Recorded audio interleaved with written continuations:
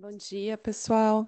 Vamos começar então o nosso Clube da UTI de hoje. A gente vai dar sequência no nosso bloco de aulas sobre ECMO e hoje a gente vai falar sobre um ponto muito importante, muito desafiador, que é a anticoagulação. Eu sou a Carol Campos, eu sou cardiointensivista pediátrica. Então, só para a gente relembrar, o nosso circuito da ECMO, ele é composto pelas cânulas. Então, a cânula venosa vai estar inserida em algum lugar do lado direito do paciente, da circulação venosa, que pode ser no ato direito, se for uma canulação central, ou pode ser em alguma veia jugular, veia femoral, se for uma canulação periférica. O sangue vai ser drenado através dessa cânula para uma bomba, que gera uma pressão negativa nessa fase venosa, e empurrado para a membrana por essa bomba. Então, tudo que vem depois da bomba é uma pressão positiva. A membrana, que é o oxigenador, ela vai fazer a troca gasosa de gás carbônico e oxigênio, e através da cânula arterial esse sangue volta para o paciente. Então, eu consigo dar um suporte respiratório, porque eu faço a troca gasosa na membrana, e um suporte hemodinâmico, porque eu retiro o sangue do lado direito e devolvo direto na horta do paciente. A gente mede três pressões no nosso circuito: a pressão pré-bomba, que é uma pressão negativa, que vai falar para mim o quanto essa bomba está aspirando; a pressão P2, que é pós-bomba e pré-membrana, e essa pressão ela é importante para eu calcular o gradiente transmembrana. Então, eu vou fazer P2 menos P3, isso vai me falar sobre a resistência que essa membrana está me oferecendo, que é algo que vai aumentar progressivamente conforme essa membrana for criando pequenos trombos. E a gente escolhe também, de maneira geral, três gasometrias desse doente. A gasometria na zona P1 é a gasovenosa, que a gente interpreta como uma gasometria venosa de um paciente numa circulação biventricular fora de ECMO. Então, aqui me interessa muito a saturação venosa, que eu vou interpretar como uma saturação venosa central, e o PCO2 para eu ver o delta de CO2 como medidas de débito cardíaco.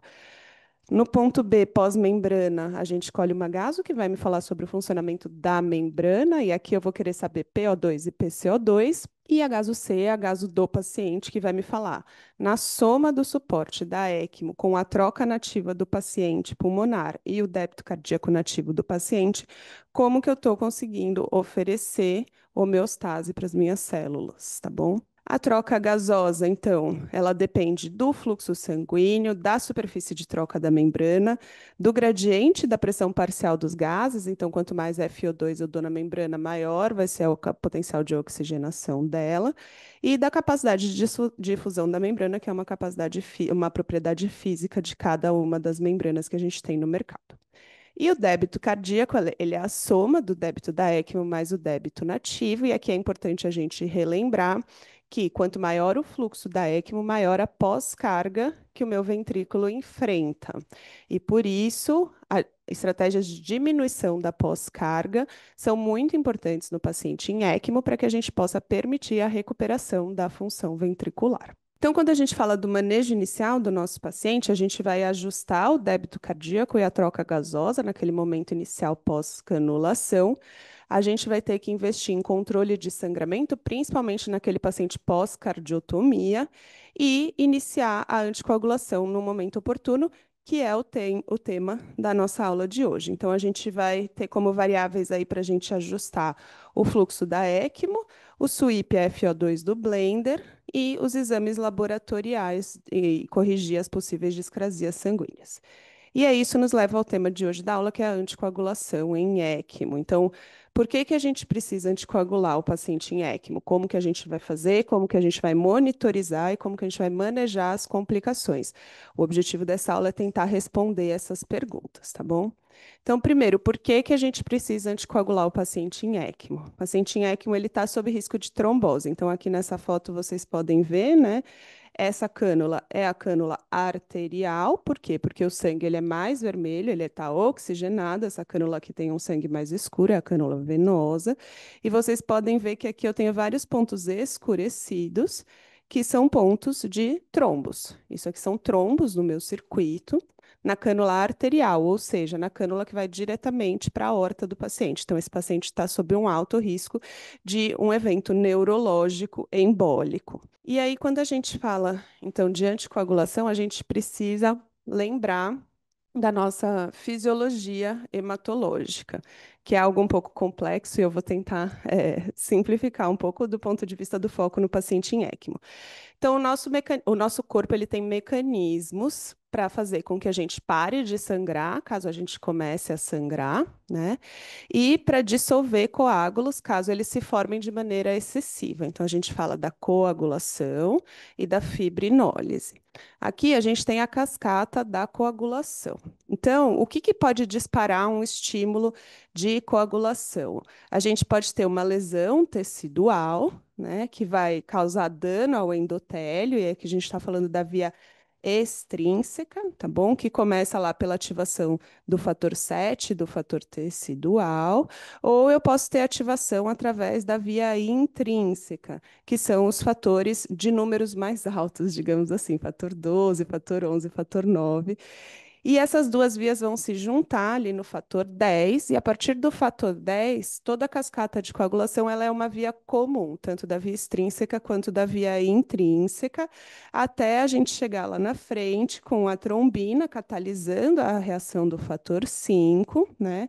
Aí o fator 5A ativado, com o fator 10 ativado, vão catalisar a reação do fator 2, e o fator 2 ativado vai ajudar aí na formação do trombo e as plaquetas vêm junto para estabilizar o coágulo. E aí a gente tem a formação de um coágulo de fibrina estável, tá bom?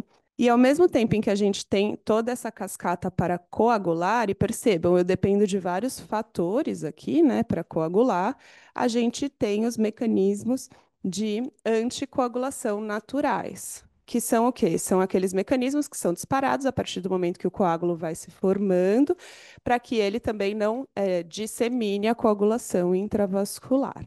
E aí, aqui, os principais anticoagulantes naturais que a gente tem no nosso corpo são a proteína C, a proteína S e a antitrombina, tá bom? Então, esses três nomes são nomes de anticoagulantes naturais que a gente tem no nosso sangue, e isso é muito importante, por quê? Porque as medicações anticoagulantes vão atuar aqui em algum dessas vias, ou inibindo fatores ou potencializando anticoagulantes naturais, como é o caso da heparina. A heparina, o que ela faz? Ela se liga à antitrombina, tá bom? E ela potencializa a ação da antitrombina, ela aumenta a afinidade da antitrombina com as proteínas nas quais a antitrombina tem que se ligar para anticoagular. Tá bom?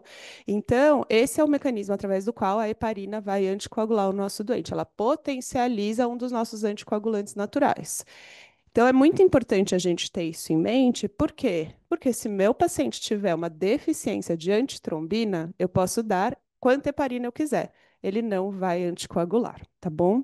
E aí, aqui um pouquinho só de dados de literatura para a gente entender a importância desse equilíbrio, né, de sangramento e trombose no paciente em ECMO. Esse aqui é um estudo já um pouco antigo, mas é uma corte grande de pacientes pediátricos, quase 22 mil pacientes. Que eles viram? O número de complicações, a incidência de complicações hemorrágicas, ela é grande, chega a quase 40%, e a nossa população aqui da Cardioped Brasil é uma população extremamente vulnerável. Por quê? Porque os pacientes cardíacos sangram mais do que os não cardíacos em ECMO, os cardíacos cirúrgicos sangram mais do que os cardíacos clínicos, e eles têm uma mortalidade maior, tá bom? A incidência de eventos hemorrágicos, ela é relacionada com mortalidade na ECMO, que é o que esse estudo aqui também mostrou para a gente. É um estudo já de 10 anos atrás, mas também é uma coorte grande de pacientes, que os pacientes que tanto trombosaram quanto sangraram, eles têm pior prognóstico na ECMO. Então, por isso que a gente precisa ter um olhar muito atento para a anticoagulação. E hoje em dia a gente entende que a anticoagulação também ela é muito mais complexa do que só aquela cascata que eu mostrei para vocês, mas acho que a cascata ela tem que ser o ponto de partida para a gente entender esse doente. E aí, uma avaliação muito importante ali na beira do leito vão ser os exames laboratoriais e a avaliação clínica. Aquela impressão, ó, meu doente ele está sangrando. Então, eu tenho babação no lugar da inserção das cânulas, o débito do dreno está aumentado, eu tive epistaxe, eu tive sangramento gástrico, ou o meu doente ele está mais trombótico. Eu tenho pequenos trombos na membrana, eu tenho consumo de plaqueta. Então, essa interpretação clínica à beira do leito ela é tão importante quanto a interpretação laboratorial, tá bom? E como a gente vai anticoagular o nosso doente em ECMO? Então, a gente tem basicamente duas opções no mundo, e aqui no Brasil a gente tem apenas uma opção, então não precisa gastar muita energia tentando entender. Aqui a gente tem heparina, lá fora existe a bivalirudina e o argatoroban, que são inibidores diretos da trombina, tá bom? É uma medicação que vem se mostrando melhor em termos de manejo de anticoagulação nos pacientes em ECMO e em dispositivos de assistência ventricular, mas ela não está disponível aqui no Brasil. Então, como que a heparina age? A gente já falou. Essa tabela aqui é retirada do guideline da ELSO de anticoagulação. Ele não é um guideline muito extenso, então eu sugiro que todo mundo que vai estar envolvido aí com o cuidado da ECMO dê uma olhada. A heparina, ela age, então, inibindo a trombina e o fator 10A. Ela tem uma meia-vida que gira ao redor de 1 hora, e as vantagens dela é que ela é barata e ela tem um antídoto. Mas a gente vai falar um pouquinho por que a gente também não faz protamina em ECMO. E aí, as desvantagens é que a gente pode ter a trombocitopenia induzida pela heparina, que é o HIT. É algo bem raro na faixa etária pediátrica, isso é algo muito mais da população adulta, mas a gente precisa ter em mente isso, tá bom? Os inibidores da trombina, a vantagem é que eles não precisam da antitrombina, porque eles inibem diretamente a trombina, que, se vocês lembrarem, está um passo abaixo na cascata da anticoagulação, mas eles não têm antídotos diretos para reversão, tá bom? Então, a heparina, a gente habitualmente vai iniciar com uma dose de 20 unidades quilo-hora, assim que a gente tiver um sangramento controlado. E nos neonatos, a gente começa com uma dose maior, de 28 unidades quilo-hora, porque a gente sabe que o sistema de coagulação imaturo deles vai requerer doses maiores. E quando a gente vai começar? Isso é algo que a literatura não tem uma resposta. Alguns protocolos esperam a queda do TCA, outros se baseiam exclusivamente no débito dos drenos e no sangramento, e alguns iniciam a heparina independente, aí com 2 horas de admissão na UTI, entendendo que o retardo do início da anticoagulação, mesmo se meu dente estiver sangrando, esse dente vai formar pequenos trombos no circuito e na membrana, e esses pequenos trombos vão levar a um consumo de fatores de coagulação e de plaquetas, e com isso vai perpetuar o sangramento, tá bom? E quais são os alvos que a gente usa? Então, isso também é motivo de debate na literatura. Existe uma recomendação da ELSO, mas isso depende muito do serviço onde você está e do que você tem para monitorizar. Então, como que a gente monitoriza? Existem diversos exames que a gente escolhe para avaliar a coagulação do nosso doente crítico em geral e em ECMO em especial. A gente vai falar um pouquinho de cada um deles. Os principais são o TCA, o TTPA, o anti-10A e o tromboelastograma. Então, o TCA ele é o tempo de coagulação ativado. Então, ele é o tempo que demora para formar um coágulo.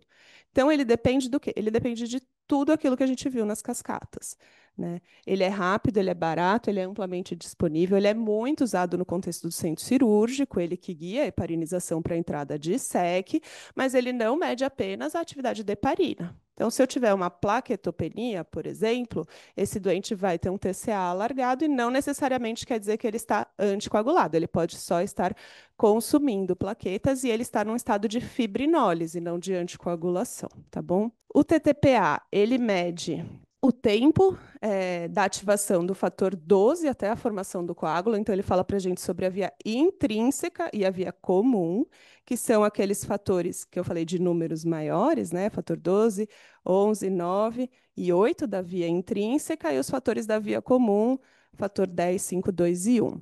Ele é disponível e barato, mas ele tem uma alta variabilidade entre pacientes, tanto que a gente avalia a relação muitas vezes e não só o tempo. Por quê? Porque os doentes críticos eles têm uma série de fatores que vão influenciar nesse tempo, que não é só a ação da heparina, tá bom? De maneira geral, o alvo preconizado aqui é de 80 a 100 segundos, mas isso também é algo que varia de serviço para serviço. O anti-10A, a princípio, ele parece melhor. Por quê? Porque ele vai medir exatamente o efeito da heparina não fracionada e na capacidade dessa heparina de catalisar essa reação de inibição do fator 10A. Então, ele mede diretamente um dos efeitos da potencialização da antitrombina, que é a inibição do fator 10A. Ele é um exame que é bem menos disponível, ele tem um custo muito maior e ele é um método colorimétrico. Então, se o meu paciente estiver hemolizando, tiver bilirrubina alta, hipertrigliceridemia, hemoglobina livre, isso vai interferir no meu resultado também, tá bom? E por fim, aqui os alvos de anti-10A do guideline da ELSO. Então, percebam que a gente tem alvos diferentes, recomendados até no próprio guideline da ELSO. De maneira geral, esses alvos vão de 0,3 a 0,7, mas a gente individualiza dentro do intervalo de acordo com o estado clínico do meu doente. Meu doente está num estado mais pró-hemorrágico, eu vou tentar jogar com alvos menores, se eu entender que isso é anticoagulação, não é fibrinólise. Se ele tiver mais trombótico, a gente vai objetivar alvos maiores, e aí aqui é uma sugestão em termos de titulação da dose de heparina de acordo com o anti-10A. Essa é a sugestão da ELSO. O que é importante? O que a gente vê? Que mais do que ter uma resposta absoluta em relação a qual é o melhor exame, qual é o melhor esquema, que isso a literatura não tem para a gente, é cada serviço ter um protocolo que se adapte à sua realidade, aos exames que eu tenho disponíveis, dentro de um tempo adequado, para eu poder ajustar a minha anticoagulação, tá bom? E, por fim, o tromboelastograma. Bom, o tromboelastograma, ele é a BMW dos exames de anticoagulação. Ele avalia tudo. Ele avalia a formação do coágulo, a estabilidade do coágulo e a fibrinólise. Ele é validado na literatura para guiar a hemotransfusão em cirurgia cardíaca e existe aí algumas hipóteses e alguns protocolos que falam que ele é um bom exame para avaliar o risco de trombose e sangramento no doente em ECMO. Então, alguns protocolos institucionais se baseiam também no tromboelastograma como uma monitorização da anticoagulação na ECMO. Então, essa figura aqui ela é um pouco assustadora no começo, mas eu vou explicar para vocês, porque ela é muito interessante, porque ela fala para a gente exatamente o que acontece desde o momento em que eu ativo a cascata de coagulação, até esse coágulo se formar, para eu entender a força desse coágulo e esse coágulo se dissolver depois, tá bom? Então, aqui no eixo horizontal é o tempo, tá? Então, é o tempo. No tempo zero, foi disparado o estímulo para a formação desse coágulo, e o momento em que esse coágulo começa a se formar é o momento em que essa curva começa a se abrir, tá bom?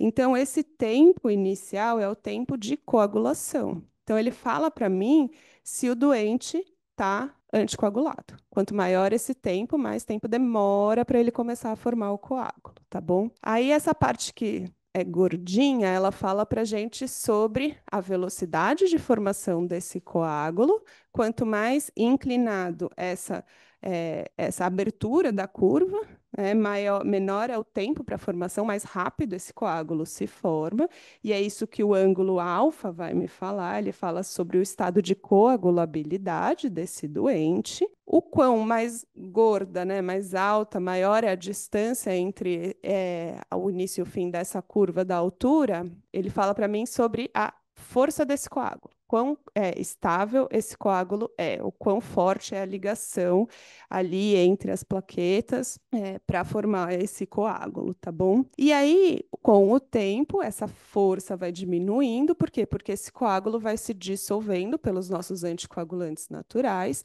Então, o tempo que demora para essa curva voltar totalmente para a linha horizontal fala para mim sobre a fibrinólise, o quanto esse doente está num estado ativo de dissolver esses coágulos, né? Ou o quanto esse coágulo está tão estável que ele demora muito tempo, tá bom? Então, a curva em si, ela fala para a gente sobre isso. Então, é interessante, por quê? Porque variações dessa curva vão me falar sobre variações do estado de coagulação fibrinólise desse doente. Se a curva demora para começar a se abrir, ele está anticoagulado. Se a curva tem um ângulo alfa menor, esse coágulo se forma mais devagar, né? Então, eu posso ter deficiência de fatores de coagulação, deficiência de plaquetas. plaquetas. Se essa curva ela é muito estreita, eu estou num estado de um coágulo pouco firme, então plaquetas podem ser o meu problema, né? E se ela se dissolve muito rápido, eu estou num estado de fibrinólise. Então, eu preciso dar um antifibrinolítico, como o ácido tranexâmico. Então, percebam que ela direciona de uma maneira mais adequada, mais precisa, o que eu preciso fazer para o meu doente, transfusão e remédios, para poder ajustar a cascata de coagulação dele. E aí, como eu falei para vocês, não existe um protocolo ideal. Cada serviço tem que montar o seu, e definir quais vão ser os indicadores, as métricas que a gente vai usar para poder monitorizar se esse protocolo está sendo efetivo ou não. E aí, quando a gente fala em métricas, o nosso instinto inicial é pensar, tá bom, então eu vou ver se meu dente está sangrando ou se o meu dente está trombosando. Mas isso é uma visão muito superficial em relação à eficácia do protocolo, porque o doente sangrar ou trombosar não depende exclusivamente de como eu anticoagulo esse doente, depende de uma série de outras coisas, da gravidade dele, de outras disfunções orgânicas, por exemplo. Então, métricas mais interessantes seriam métricas mais finas, como, por exemplo, qual é o tempo que eu fiquei na faixa do meu protocolo? Porque eu posso ter o protocolo, mas se eu nunca entrei na faixa e meu doente sangrou, talvez ele tenha sangrado porque eu nunca consegui entrar na faixa terapêutica, né? Então, métricas assim são mais interessantes para ajustes do protocolo, tá bom? E aí, depois, num outro momento interno nosso, a gente vai falar do nosso protocolo especificamente. E aí, como a gente maneja complicações, então a gente vai ter uma aula só de complicação. Eu trouxe aqui a questão do sangramento em especial, porque é algo que assusta e põe a vida do nosso doente em risco de uma maneira mais imediata. Então, aqui para vocês verem, é um circuito de ECMO que tinha se rompido, e aqui é aquela foto da trombose que eu mostrei para vocês. Então, a trombose, a gente vai ajustar a anticoagulação e, eventualmente, a gente pode fazer o quê? Trocar uma parte do circuito, né? Então, aqui o que a gente faz é a troca. Por quê? Porque está na cânula arterial, é um trombo grande.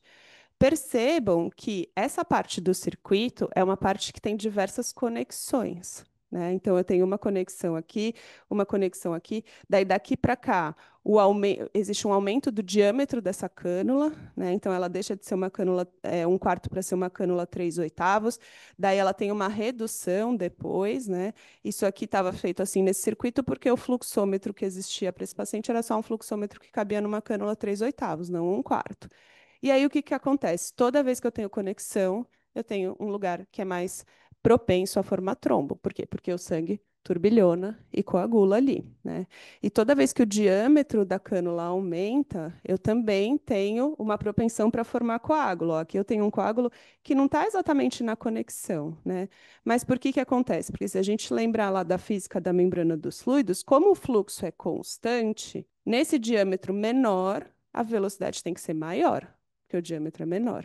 A hora que eu aumento o diâmetro dessa tubulação, essa velocidade do fluido fica mais lenta. E aí eu tenho estase e trombose, tá bom? E aí como que a gente faz? Então, eventualmente, a gente vai precisar trocar. Então, isso aqui é uma troca de circuito, né? Perceba, ele abre, está em velocidade acelerada, só para termos de tempo da aula. Ele tira com a pinça, e aí preenche de novo e conecta, tá bom? Então, isso é algo que tem que ser feito por uma pessoa extremamente experiente. Por quê? Porque esse tempo em que ele está tirando o coágulo e trocando, o doente está fora de ECMO. Então, a gente precisa dar um suporte maior. Existe um risco de parada cardiorrespiratória. Esse procedimento tem que ser feito o mais rápido possível. E, por isso, ele tem que ser feito pela pessoa mais experiente possível, que, em geral, é o cirurgião, mas a perfusão também tem muita habilidade para isso. E quando a gente fala de sangramento, a gente precisa sempre entender, em primeiro lugar, esse sangramento é um sangramento maciço, a vida do meu doente está em risco imediato, né? E qual é a causa? É uma ruptura no circuito, é uma lesão cirúrgica intratorácica, é coagulopatia de consumo, é excesso de heparinização?